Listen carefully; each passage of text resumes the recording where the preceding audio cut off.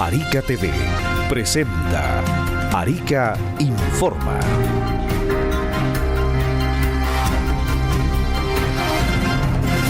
¿Cómo están? Bienvenidos a las noticias en Arica Informa. Le contamos que tras la eventual problemática en materia migratoria que podría generar el resultado de las elecciones en Venezuela, el subsecretario del Interior, Manuel Monsalve, arribó a la región para tratar este punto. Luego de participar del Comité de Seguridad Fronteriza en la localidad de Colchane, el subsecretario del Interior, Manuel Monsalve, arribó durante esta jornada a la región. Esto con el objetivo de seguir profundizando en las medidas que deberá optar el país y sobre todo la macrozona norte en cuanto a una eventual ola migratoria proveniente desde Venezuela, luego de que Nicolás Maduro haya sido declarado ganador de las elecciones presidenciales en una polémica votación.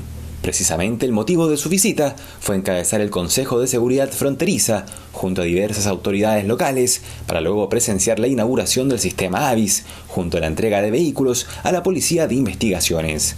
Ante esto y las medidas que se tomarán para evitar la agudización de la crisis migratoria, habló el subsecretario del Interior, Manuel Monsalve, durante su visita. Hemos analizado en el contexto de las nuevas contingencias cómo fortalecer las capacidades de control de la frontera. Creo que un aprendizaje muy importante es que hoy día los puestos de observación fronterizas que hay aquí, particularmente lo conversábamos con el Ejército, en el puesto Beta se instaló una cámara térmica que no había, que permite un control tanto diurno como nocturno de la frontera, que se evalúa como altamente eficaz. Se van a invertir 4.000 millones en un acuerdo que teníamos con la Fuerza Armada y con el Comando Conjunto Norte, que va a implicar colocar un puesto de mando justamente aquí, ¿cierto?, en este cuartel militar Las Machas, pero va a implicar modernizar, además del puesto Beta, donde hoy día está la cámara, el puesto Limar, donde también se va a colocar una cámara de este estándar, porque había una cámara pero de más bajo estándar. Estas cámaras son de alto estándar y por tanto se va a colocar una en el puesto de Faro Limar y otra en el puesto Gama. Eso va a permitir cubrir y controlar de manera bastante precisa y exacta toda la frontera desde el hito 1 hasta el hito 17. Sumado a esto, el subsecretario habló sobre la necesidad de crear un mecanismo de control ante los casos de migrantes que ingresan al país y que cuentan con antecedentes penales. En esa línea, aseguró que ya se están entablando conversaciones desde el gobierno. Un punto crucial si se considera el debut del sistema biométrico de identificación AVIS, que será analizado según sus resultados en la frontera, para en un futuro replicarse en otras regiones del país. Un escenario incierto que podría profundizar una crisis latente, teniendo en cuenta el presente político y social en Venezuela, donde la incertidumbre afecta directamente la frontera de Chile. Y el equipo municipal de iluminación realizó un recorrido por el borde costero sur, esto con el fin de observar las diversas problemáticas en el sector. En una acción destinada a constatar los problemas de iluminación y seguridad en el borde costero sur de Arica, el equipo municipal de iluminación realizó un recorrido nocturno que abarcó desde el sector de Polibán hasta los juegos de playa La Licera. Durante esta inspección, se evidenció que varias luminarias se encuentran apagadas debido a robos de cables, con claras señales de daño para facilitar estos actos delictivos. Por su parte, el alcalde de la comuna, Gerardo Espíndola, destacó la gravedad de esta situación. Estamos levantando toda la información, la revisión de todas las cámaras de seguridad. Vamos a hacer entrega de esa información a la Fiscalía para que pueda seguir investigando en esta materia. Además de los problemas de iluminación, durante el recorrido se identificaron deficiencias en la vereda que transitan las personas y el robo de colilleros instalados hace pocas semanas. Un desafío en materia de seguridad que deberán abordar las autoridades locales a fin de evitar que el sector costero sufra un deterioro mayor. Y en otra información, autoridades y sindicatos y trabajadores se reunieron para informarse y conocer la entrada en vigencia de la nueva ley Karim. No estalla, es ley. Con ese llamado, la ministra del Trabajo y Previsión Social, Janet Jara, dio el vamos a la entrada en vigencia de la ley Karim, que inició este jueves 1 de agosto. En una actividad informativa y de capacitación, la secretaria de Estado destacó los principales aspectos de esta normativa, que establece nuevos y altos estándares en materia de prevención, investigación y sanción del acoso laboral, sexual y de violencia en el trabajo. La ministra Janet Jara comentó que el objetivo de la ley Karim es lo preventivo y no lo punitivo. Cabe recordar que la ley nace en memoria de Karim Salgado, funcionaria pública y técnica en enfermería, quien tras sufrir un prolongado proceso de acoso laboral, decidió quitarse la vida. Entre los contenidos que destacan de la normativa que entra en vigencia, figura la obligación de las empresas y de los órganos del Estado de contar con un protocolo de prevención del acoso laboral, sexual y de violencia en el trabajo. También instaura mejores procesos de investigación e incorpora nuevas definiciones legales respecto a acoso laboral, acoso sexual y de violencia en el lugar de trabajo. Y en la población Jayaya se logró la instalación de una nueva cámara de televigilancia. Desde la DIPREC se cumplió con las demandas de las vecinas y vecinos del sector norte de Arica y se concretó la instalación de 2 modernas cámaras de televigilancia en la población Jayaya. La primera cámara luce en la esquina de la avenida Linderos con calle Hierbas Buenas y según comentaron desde el municipio, es fundamental que los vecinos hagan sus denuncias llamando al 133 de Carabineros y señalando que el número de la cámara es el 119 para que la revisión de las imágenes y el proceso investigativo sea más expedito. La presidenta de la Junta Vecinal, Amanecer Chinchorro, Rosa Vargas, se mostró conforme con la instalación, debido a que esto servirá para combatir la delincuencia, el tráfico de drogas y para que el municipio multe a las personas que botan basura en lugares y horarios que no corresponden. En ese mismo sentido, el alcalde de la comuna, Gerardo Espíndola, anunció que el municipio seguirá inaugurando este tipo de obras en lugares donde se cometen más incivilidades y delitos. Vamos a una pausa y ya estamos de regreso en Arica Informa.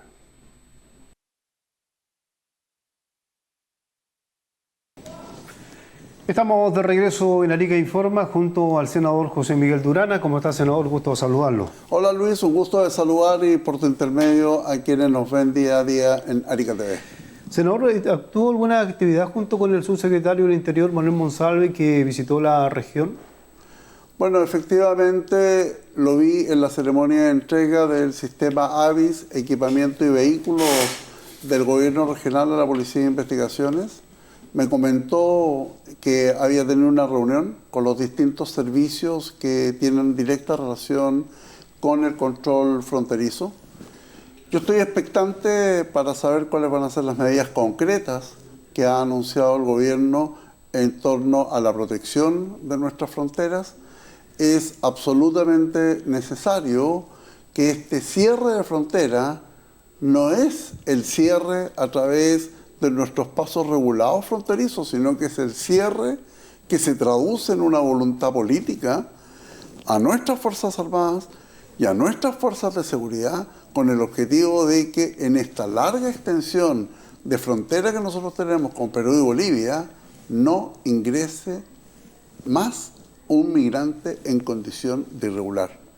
Y para eso obviamente tiene que haber equipamiento tecnológico, tiene que existir voluntad de apoyar el reglamento del uso de la fuerza y fundamentalmente también un proceso de reconducción real con Perú, que existe pero medio a medio, y con Bolivia, que es absolutamente nulo, porque ahí sí que no existe reciprocidad en torno a esta relación que tenemos que tener, porque incluso atraviesan desde Bolivia migrantes irregulares y después Bolivia no los acepta que nuevamente vuelvan a su país. Entonces eso genera una presión indebida. En la ceremonia tuvimos la oportunidad de cruzar algunas palabras. A mí me parece bien que la autoridad ministerial esté en Arica, esté en diálogo con los distintos servicios, visite las zonas fronterizas, pero estamos expectantes en saber cuáles son las medidas concretas, porque uno se imagina que ya están tomadas todas las medidas. Entonces, pero también hay un reconocimiento de la ministra Toá que permanentemente siguen ingresando migrantes irregulares a territorio nacional. A propósito de Bolivia, senador, aprovechando que ha nombrado al país altiplánico, hay un tema con Bolivia con el traslado de combustible que está llegando a ese país que parece que tiene algún problema bastante fuerte energético, ¿no? Y se ha hablado, por ejemplo, de que hay un paro de camiones, que no hay camiones, los camiones no pueden pasar a territorio chileno por parte de Bolivia. ¿Qué información tiene usted sobre eso y cuál es el trabajo que se está haciendo en ese tema? Mira, desde el punto de vista técnico, yo fui a conversar ayer con el señor gobernador marítimo y siempre ha existido este problema de las marejadas, que son absolutamente naturales y que existen desde que el mundo es mundo, en torno a que se tienen que generar las condiciones para que los barcos que vienen con petróleo y con combustible atraquen en el puerto que está destinado para la descarga de ese petróleo que es conducido a través de la empresa Yacimientos Petrolíferos Fiscales Bolivianos. Por lo tanto, ¿por qué hay tanto barco a la gira? Bueno, primero, desde el punto de vista técnico, porque ha habido marejadas, y en segundo lugar, porque hay una reparación, porque producto de estas marejadas se corrió la boya de la descarga y se está en proceso de reparación. Pero se tiene que cumplir con la normativa, porque usted comprenderá que no estamos descargando cualquier cosa, estamos descargando combustible en todas sus formas y tiene que ser con las máximas medidas, niveles de seguridad y de protocolo.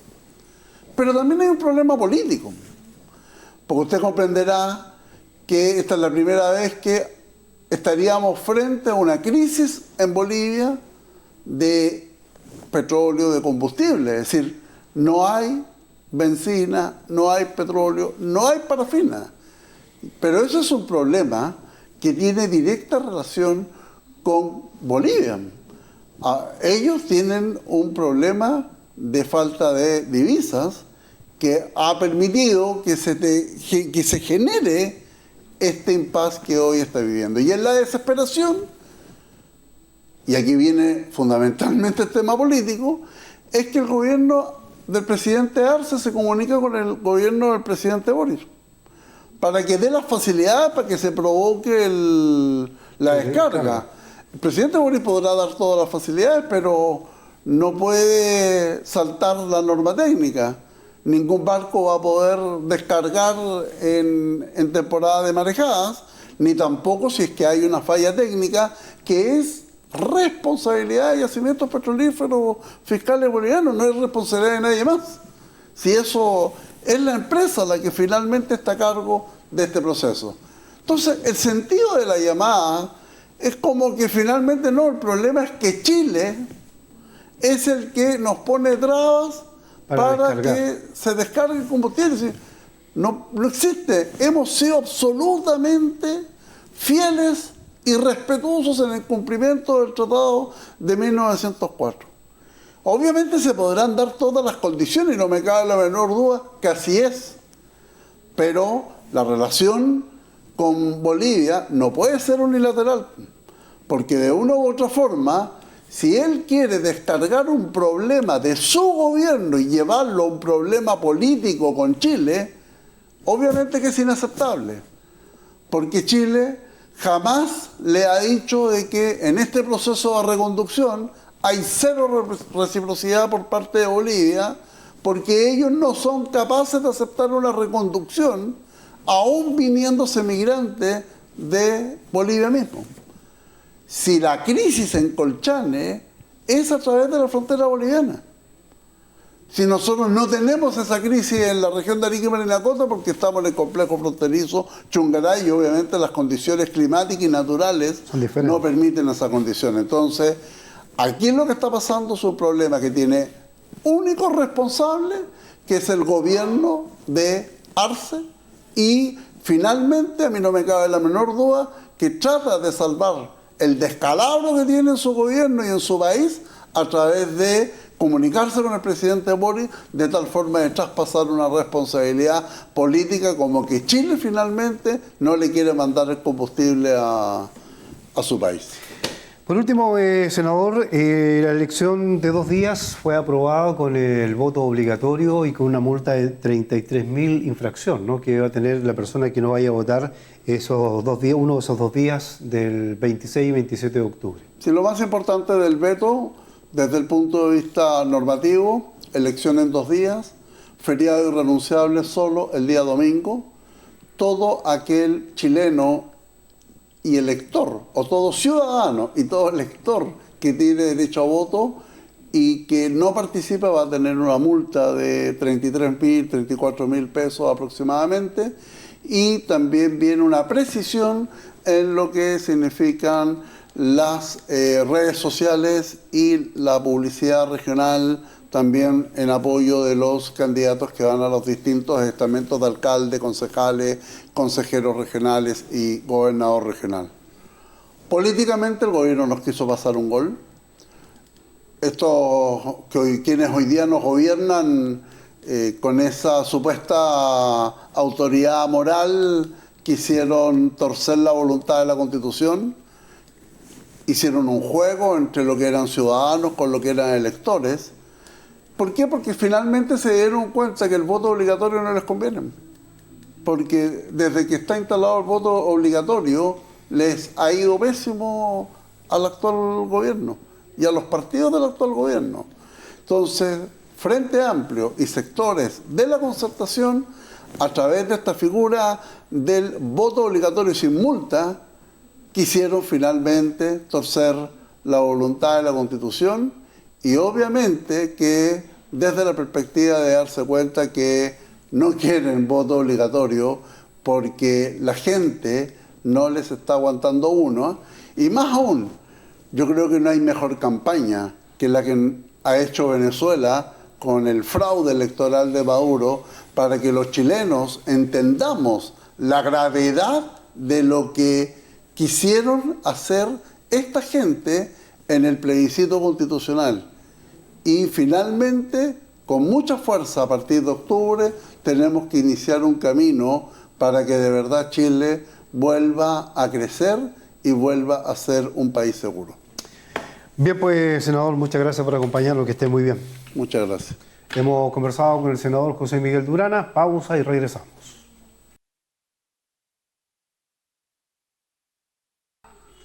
Estamos de regreso en Arica Informe. Está con nosotros el diputado Enrique Lee Flores. ¿Cómo está, diputado? Gusto de saludarlo. Bienvenido. Muy bien, buenas noches a todos. Diputado, bueno, vamos a hablar del tema de los retiros que se ha tomado la agenda legislativa en el Congreso y también parte del gobierno, porque esto también afecta un poco, ¿cierto?, lo que ellos están promoviendo, que es la próxima reforma previsional. En la Comisión de Hacienda esta semana, en la Cámara, estuvo el ministro de Hacienda, Mario Marcel, y también se reunieron con economistas. Pero uno viendo las imágenes de esta reunión hubo bastante tensión, ¿no? Y unas contradicciones de cuánto sube el dólar, de que el dólar baja, de que el tema de los hipotecarios suben, en fin. ¿Qué pasó en esa reunión? Bueno, efectivamente hubieron algunas contradicciones que detectamos afortunadamente en el mismo momento en que estaba haciéndose la exposición entre los dos representantes, digamos, del gobierno, el Estado, ¿no es cierto? Estaba el ministro de Hacienda y estaba el superintendente de pensiones. Pero más allá de eso, Luis, acá lo importante es reforzar la idea de que este proyecto es un proyecto que se recoge de la ciudadanía. Yo efectivamente soy autor de 2 de los 4 proyectos que se han unificado. La gente los conoce como el 15-50, ¿no? 15% libre disposición de acceso universal y 50% cuando se va destinado a la primera vivienda. Y ya discutiremos si es para comprar la primera vivienda, si para pagar dividendos de una vivienda que se esté pagando todavía, o para ampliar una primera vivienda con más dormitorios o repararla. Recordemos, sí, importante que el Ministerio de la Vivienda ya ha oficializado que el déficit de viviendas en Chile, en términos cuantitativos, es más de 600.000, y en términos cualitativos, es decir, que son viviendas que no están aptas para vivir, es de 1.200.000. O sea, es harto. Y nadie podría discutir que destinar el dinero para la vivienda no es pensar en el futuro, no es tener en vista la previsión. Entonces estamos discutiendo proyectos que ingresamos en marzo y en abril de este año, que mucha gente pensó que iban a morir, que no se iban a tramitar, y acá estamos tramitándolo, y de hecho, tal como señalas, esta semana fue la primera de 4 sesiones en que vamos a recibir distintas autoridades y representantes de la comunidad. Partimos con el ministro de Hacienda y superintendente de pensiones. La verdad es que yo esperaba escuchar más argumentos en contra, porque digamos que el gobierno está hoy día por la opción en contra de los retiros. Y la verdad es que nosotros nos adelantamos ya varias semanas atrás en fundamentar en contra la principal razón que el gobierno ha esgrimido para no aceptar más retiros, que es la inflación. ¿Y qué hemos dicho? Hemos dicho, bueno, sí, aceptamos que el aumento de circulante en el mercado favorece la inflación por una cuestión muy sencilla, que los chicos que estudian economía, ingeniería comercial lo saben muy bien, se lo enseñan en el primer año, que es cuando tú tienes mayor capacidad de demandar, si tienes dinero tienes más capacidad de demanda, ¿no es cierto?, de querer comprar o de poder comprar cosas o servicios. Entonces hay un desequilibrio, la demanda aumenta, la oferta se mantiene y por lo tanto para llegar al punto de equilibrio tú echas de mano al precio, el precio también entonces sube. Pero le pedimos ya de antemano al ministro de Hacienda, ministro, ¿sabe qué le dijimos? Queremos discutir esto en serio. Entonces no vaya a ser cosa que usted llegue solamente hablando de la inflación. Y si va a hablar de la inflación, por lo menos de todos los factores que influyen en la inflación. Y en parte el ministro lo hizo, por eso que yo también lo felicito, le digo en una parte de la intervención, ministro, lo felicito porque usted ya no solamente acá viene a meter el miedo de la inflación, que además se ha propagandeado por todos los medios de comunicación nacionales, acá hay muchos intereses que están en juego y los canales de televisión han repetido insistentemente el tema de retiro-inflación, la gente lamentablemente sigue esa onda y dice retiro-inflación, cuando en realidad el retiro no necesariamente significa inflación, porque la inflación ocurre por diversos factores. Es efectivo que en la época de los retiros hubo una inflación que superó los 2 dígitos, más de 10%. Pero también es efectivo que veníamos saliendo de una pandemia. En pandemia, con la restricción mundial que hubo disminución de oferta. Entonces ahí no hubo retiro, pero disminuyó la oferta porque las fábricas no funcionaban, porque no había materiales, porque no habían elementos para producir bienes. Aparte, perdón, diputado, aparte que en pandemia también hubo más circulantes, porque también se acuerda que este mismo gobierno, a lo cual hoy día están gobernando, los mismos parlamentarios le pidieron al gobierno hacer un IFE universal. Y había en todos los meses, durante casi un año, muchas personas recibieron cerca de 170.000 pesos que llegaba a su cuenta RUT. También, aparte de los retiros, entonces hubo harto circulantes.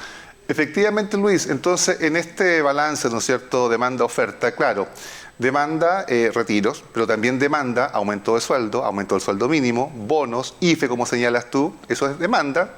Entonces, al aumentar la demanda, aumenta el precio. Oferta. Si disminuye la oferta, también aumenta el precio, ¿ya? ¿Qué disminuye la oferta? Bueno, la pandemia disminuye la oferta, crisis de seguridad. Se lo dije al ministro de frente. Ministro, si a usted tanto le importan los precios, si tanto le importa la inflación, ataque la crisis de seguridad. Que el gobierno se haga cargo de la crisis de seguridad, porque cuando resulta que el transporte es más inseguro, los precios de transporte aumentan por razones obvias. Si están quemando los camiones en el sur, si los están asaltando, si les están robando, evidentemente que esos productos van a ser más caros. Si no hay mucha ciencia en esto. Yo también le señalé al ministro de Hacienda, le dije, ministro, yo soy respetuoso de los economistas, soy respetuoso de los expertos, de los especialistas, pero convengamos que el actual sistema previsional fue hecho por economistas expertos y digamos que es bastante malo, tan así que tiene empobrecida gran parte de la población de tercera y cuarta edad. Entonces los economistas expertos no son infalibles, ¿eh? Y por eso que nosotros también hacemos un llamado a la humildad por parte de los economistas y también un llamado a la seriedad de parte de los políticos que ya han anunciado que van a votar en contra, pero sin dar argumentos, porque hasta el momento los políticos que han dicho vamos a votar en contra de los retiros están repitiendo argumentos de televisión. Y yo espero de un político, de un diputado, de un senador, algo más que repetir argumentos de televisión. Por cierto que vamos a respetar la decisión de todos, pero hoy día claramente no hay ningún argumento, Luis, que justifique cerrarle la puerta, darle un portazo más bien a esa gente que está sufriendo porque la economía evidentemente no está buena, no hay buenos puestos de trabajo, no hay trabajo de hecho de buena calidad. La gente está pasando en algunos casos hambre, en otros casos no ha podido acceder, por ejemplo, a enfrentar una enfermedad como corresponde, sus casas están en muy mal estado, no han podido pagar sus dividendos, etc.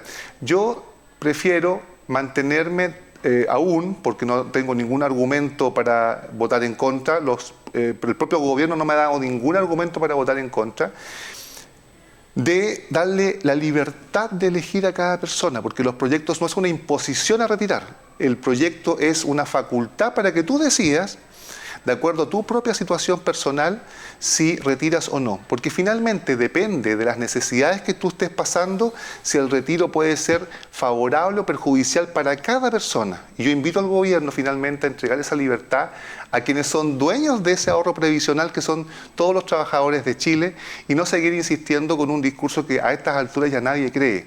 Si la verdad de fondo es proteger el mercado de capitales, también digámoslo, yo no estoy en contra del mercado de capitales. Lo que sí estoy en contra es que algunos inversionistas echen mano a un pozo, el cual todos los trabajadores estamos contribuyendo y finalmente no se les retribuye de la misma forma. Son 4 sesiones, hicimos la primera.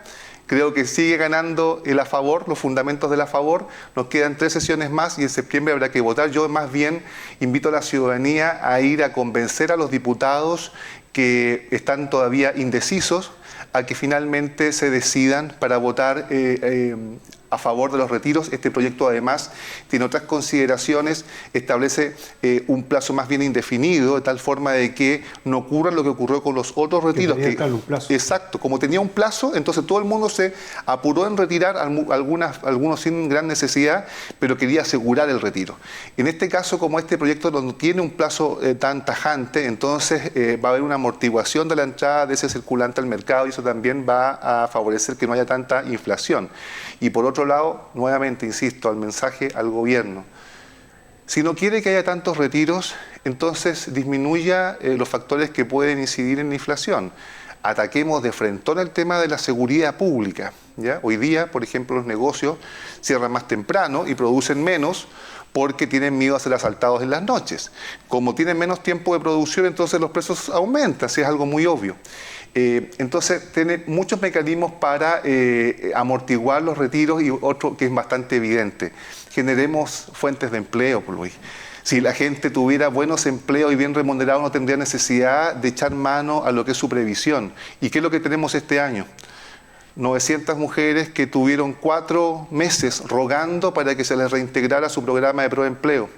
1000 personas en la minera Equibora que están todavía con la incertidumbre de perder sus empleos. ¿Todo por qué? Todo relacionado con fallas y errores del gobierno. Entonces, si el gobierno quiere que las personas, que los trabajadores no echen mano a lo que es su fondo de ahorro previsional, tiene varios caminos que puede seguir y no de ninguna manera mentirle a la gente con un solo factor, que es el tema inflacionario, y finalmente los que tenemos que decidir acá ni siquiera es el gobierno. Son los parlamentarios, son los partidos políticos, son los políticos en general, y yo llamo a los ciudadanos entonces a preguntarle a sus representantes, a sus partidos, cómo van a votar y finalmente también exigirles la cuenta si es que no la representan realmente. Tenemos elecciones en octubre y también yo llamo entonces a la ciudadanía a ver bien sus candidatos, a qué partido pertenecen y cómo se van a comportar en el Congreso Nacional. Bien, pues diputados, vamos a estar atentos. Quedan todavía varias sesiones más para que llegue el momento que se pueda votar en sala este proyecto de ley sobre los retiros de los fondos de pensiones. Muchas gracias, que estén muy bien. Buenas noches, muchas gracias. Vamos a una pausa y estamos de regreso en Arica Informa.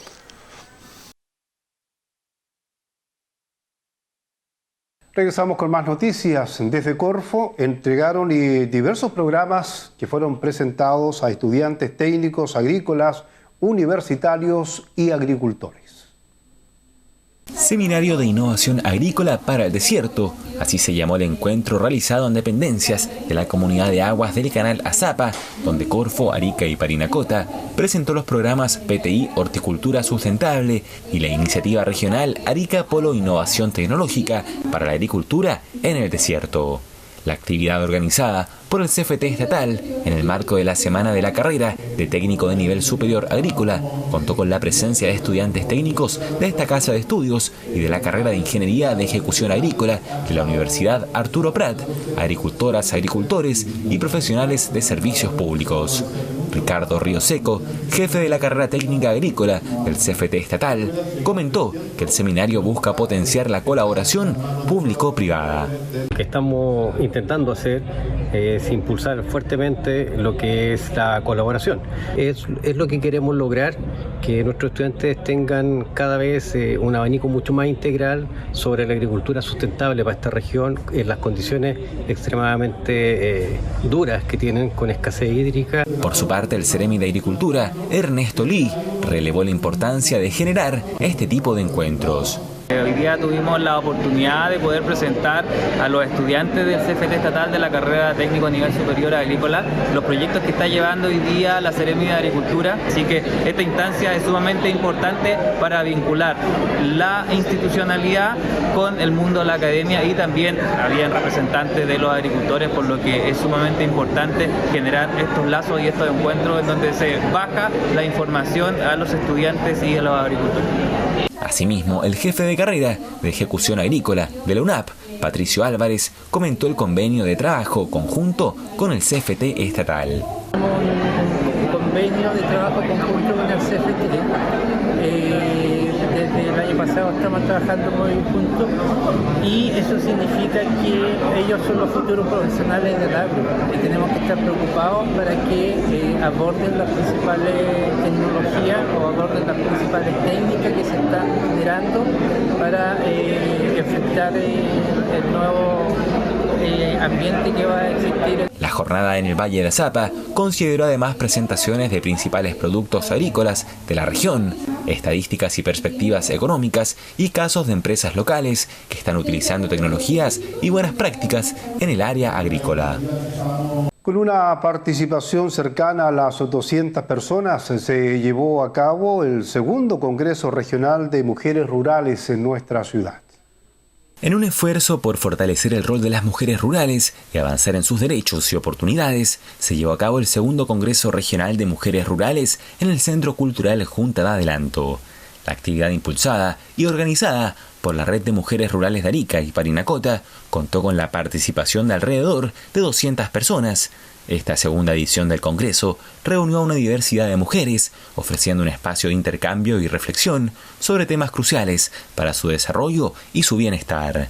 Las participantes discutieron sobre los avances logrados en la última década, así como los desafíos persistentes en áreas como el acceso a recursos, la educación y la participación en la toma de decisiones. El evento contó con la destacada presencia de la ministra de la Mujer y Equidad de Género, Antonia Orellana, quien subrayó la importancia de este congreso como una plataforma para dialogar sobre las demandas, avances y desafíos identificados hace 10 años durante el primer congreso. Y concluyó en Arica el segundo ciclo de talleres de capacitación en costura, iniciativa organizada por Dideco. En Enlace Norte de la Dirección de Desarrollo Comunitario se llevó a cabo la clausura del segundo ciclo del taller de capacitación en el área de la costura. Este taller básico ha brindado a los participantes la oportunidad de adentrarse en el fascinante mundo del arte de coser, enseñándoles los primeros pasos y técnicas fundamentales necesarias para desarrollar habilidades en este oficio. El objetivo principal de este programa de capacitación es proporcionar herramientas y estrategias de emprendimiento a los participantes, fomentando así el fortalecimiento de la economía familiar. Los conocimientos adquiridos en estos talleres permiten a los alumnos explorar nuevas oportunidades laborales y emprender proyectos propios, contribuyendo de esta manera al bienestar económico de sus hogares. Durante las sesiones, los alumnos han aprendido desde la manipulación correcta de los materiales hasta la confección de prendas básicas, adquiriendo destrezas que les permitirán mejorar su capacidad productiva y abrirse camino en el mercado laboral. La iniciativa ha sido muy bien recibida por la comunidad, destacándose por su enfoque práctico y su contribución al desarrollo personal y profesional de los asistentes. Sigue nuestra sintonía, tenemos más informaciones ahora con Portavoz Noticias. Arica TV presentó Arica Informa.